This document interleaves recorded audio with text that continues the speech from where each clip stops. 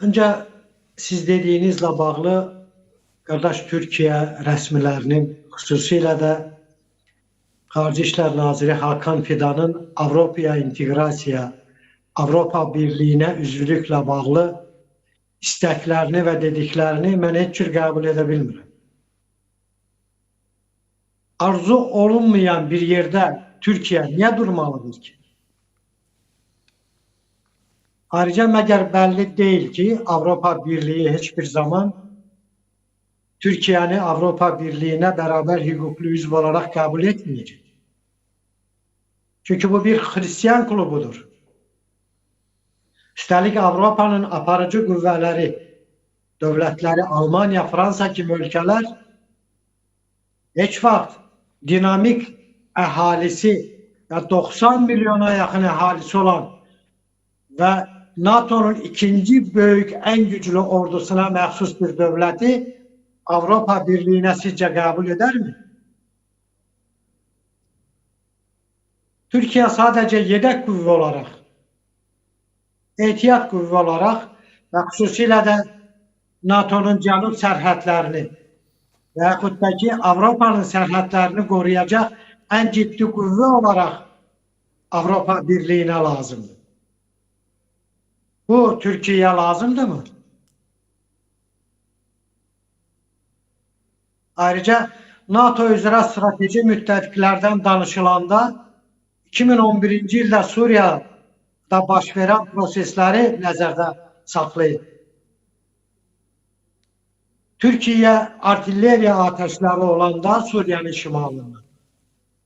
Yani PKK'nın YPG kolu, Suriye kolu olan YPG terörçüleri Türkiye şehirlerini intensiv ateşe tuturdular ve Türkiye'nin havadan müdafiə sistemlerine, patriotlara ihtiyacı var. NATO ne etti? Türkiye'nin bazalarında NATO devletlerinin yerleştirdiği havadan müdafiə sistemlerini derhal Türkiye'den çekti. Buna göre de bilirsiniz,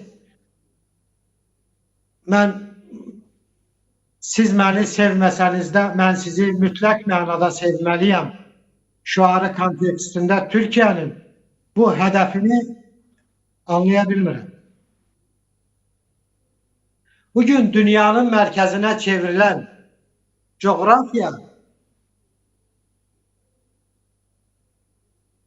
Avrasya'dır.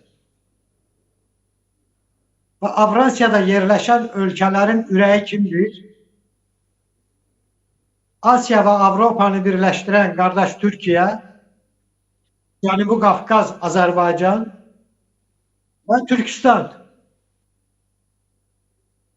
Söhbət Rusiyanın təbirincə desək Mərkəzi Asiya. Bugün Amerika Birleşmiş Ştatları hiç bir zaman olmadığı bir siyaset yürüdür. Mərkəzi Asiya dövlətləri ilə birgə ABŞ-da 5 üstə gəl 1 sammiti keçirir. Siz belə bir şey görmüşsünüz mü? Bu ne demektir?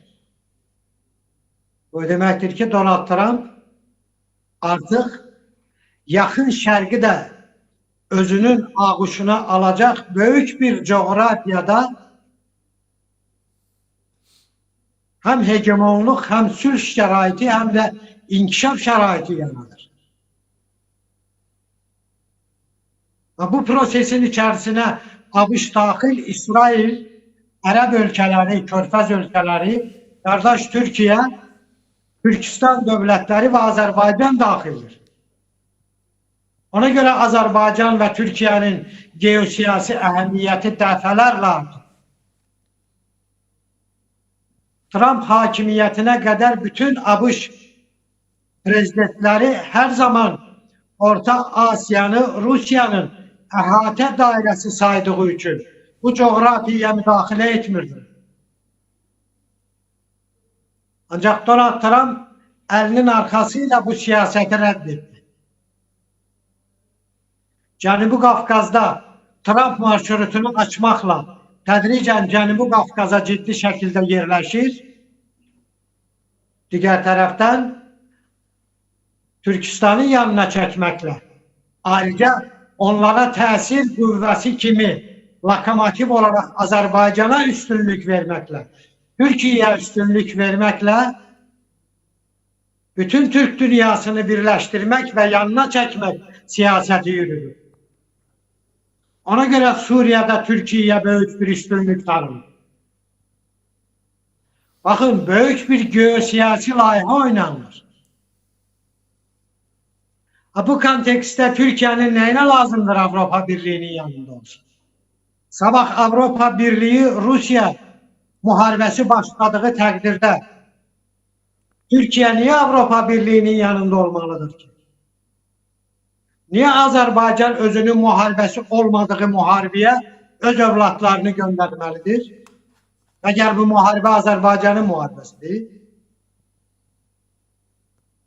Azerbaycan öz vətən torpaqlarını azad eden ve Avrupa gençleri veyahut Avrupa devlet strukturları birliğinden söhbət gedir. Azerbaycan'ın yanında yer almıştılar. Her bir vəçlə Ermənistanı müdafiə ettiler. Azerbaycan'a karşı olmazın təzyiqləri biz müşahede ettik. Bunu ne tez unuttuk. Aynı zamanda Qarabağ probleminin məhz eseri zamanında sonra varisi olan Rusya tarafından yaratılan ve idare olunan bir proses olduğunu Avrupa Birliği bilmedi. Azerbaycan Qarabağ'da sülhpərvər dırnaq arası Rusya misyasıyla can çəkişəndə Avrupa Birliği Azerbaycan'a təzyiq edirdi. Hansı ki Avrupa Birliği maraqlı olmalıydı ki Cənubi Qafqazdan, o cümleden Qarabağdan Rusya qoşunları çıxarılsın. Avrupa Birliği bunun əksine addım atırdı. Azerbaycan'a təzyiq edirdi. Ermənistanı müdafiə edirdi.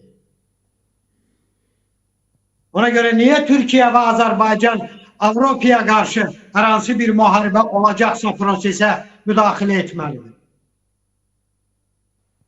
Aksine ben düşünürüm ki çekindirici məqam olması için Avrupa Birliği'nden farklı olarak Türk dünyasını güçlendirmek, integrasyonu güçlendirmek, vahid birlik yaratmak, büyük bir coğrafyanı əhatə etmek lazımdır ki en azından bize karşı yan bakan devletler işgalci siyasetine kalktığı takdirde 2 defa düşünmək olsunlar.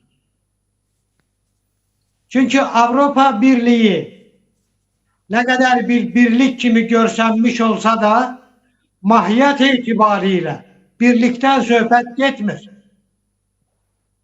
Bir tarafta Macaristan, başka bir tarafta Slovakya, başka bir tarafta Rusya'nın tədricən separat toxumlarının yerleştirdiği diğer devletler Avrupa Birliği'nde.